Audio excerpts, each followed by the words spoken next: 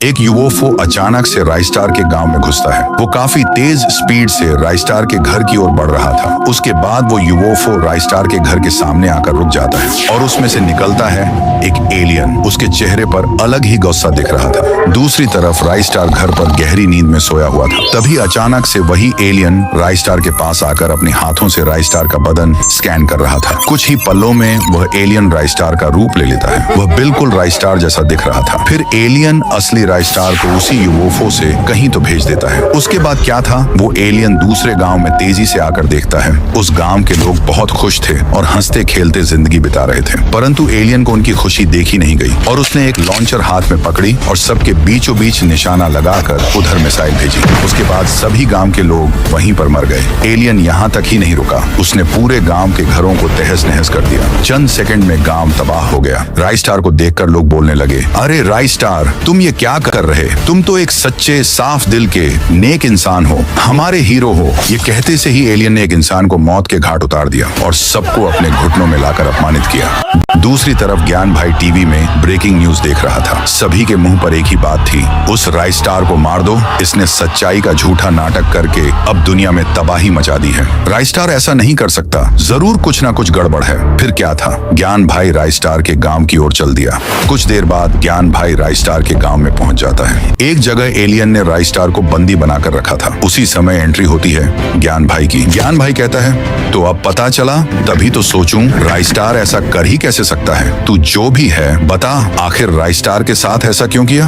तभी एलियन रुक के कहने लगता है, मैं एलियन हूँ। ये बात है 5 साल पहले की, जब मेरा बच्चा गलती से धरती पर इसी गांव में आ पहुंचा। जब तक मैं बच्चे के पास पहुंचा तब तक इस राइस्टार ने मेरे बच्चे को मार दिया था। इसीलिए मैंने तभी से ठान लिया था कि इसे एक बार सबक सिखाऊंगा। ज्ञान भाई कहता है, ओह अच्छा, तो तुम 5 साल पहले क्रैश यूएफओ की बात कर रहे हो। वो गलती से नहीं आया था, बल्कि यूएफओ ही क्रैश हुआ था। तभी राइस्टार उस आग को देखकर उसकी ओर भागा। आखिर उधर क्या हुआ, इसलिए तभी उसने तुम्हारे बच्चे को मरा देख उसी के पास रुक गया। उसे बच्चे के पास देख तुमको ऐसा लगा कि मेरे बच्चे को राइस्टार ने ही मारा है। ओ तो मुझे माफ कर दो, मेरी गलतफहमी की वजह से तुमको कितनी तकलीफ हुई। अब मुझे पता चल गया कि राइस्टार ने मेरे बच्चे को नहीं मारा। उसके बाद क्या था, एलियन ज्ञान भाई और राइस्टार को अलविदा कहकर यूएफओ में बैठ के यहाँ से हमेशा हमेशा के लिए चला गया।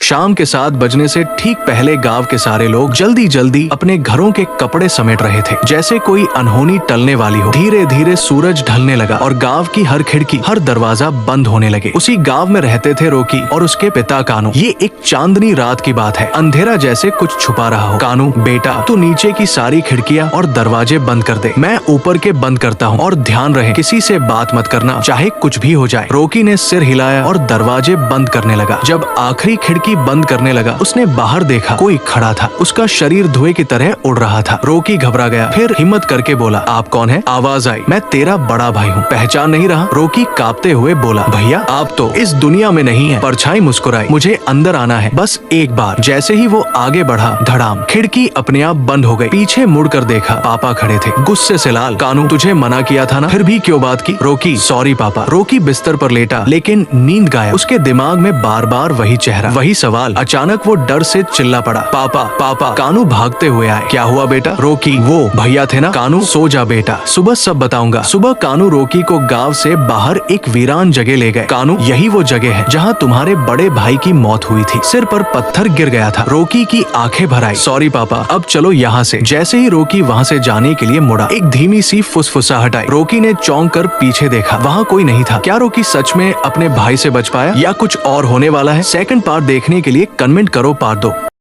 शाम के 7 बजते ही गांव में डर फैल गया। डरावनी घंटी बजते ही सब लोग अपने घरों में बंद हो गए। इसी गांव में रहता था आरव और उसकी छोटी बहन नेहा। माँ बाप की मौत के बाद आरव ही नेहा की देखभाल करता था। आरव बोला, नेहा दरवाजा बंद करके अंदर रहना जब तक मैं लौट ना आऊं। नेहा बोली, ठीक है भैया। आरव ऑटो लेकर निकला और इधर नेहा दरवाजा बंद करने जा ही रही थी। तभी खिड़की से एक अजीब आवाज आई, गुड़िया बाहर आओ, चॉकलेट लाया हूँ। नेहा बोली, भैया ने मना किया है। आप कौन है? परछाई बोली, चॉकलेट ले लो, कुछ नहीं होगा। जैसे ही नेहा दरवाजे की ओर बढ़ी, वो परछाई उस पर टूट पड़ी। नेहा चिल्लाई, छोड़ दो मुझे। परछाई बोली, आज मरेगी तू, और खंजर से वार कर दिया। नेहा वही गिर गई और वो परछाई हंसते हुए गायब हो गई। बारिश में भीगता हुआ आरव जब घर पहुंचा और उसने अपनी बहन को घर में ढूंढा, लेकिन वो नहीं मिली। फिर तभी गांव का लड़का चिंटू वहां आया और बोल, भैया मैंने सब देखा, एक डरावनी परछाई ने आपकी बहन को मारा। मैं कुछ नहीं कर सका। आरव की आंखों में अब आंसू नहीं, बदले की आग थी। अब क्या आरव अपनी बहन का बदला ले पाएगा? वो काली परछाई कौन थी? पार्ट 2 देखने के लिए कमेंट करो पार्ट 2।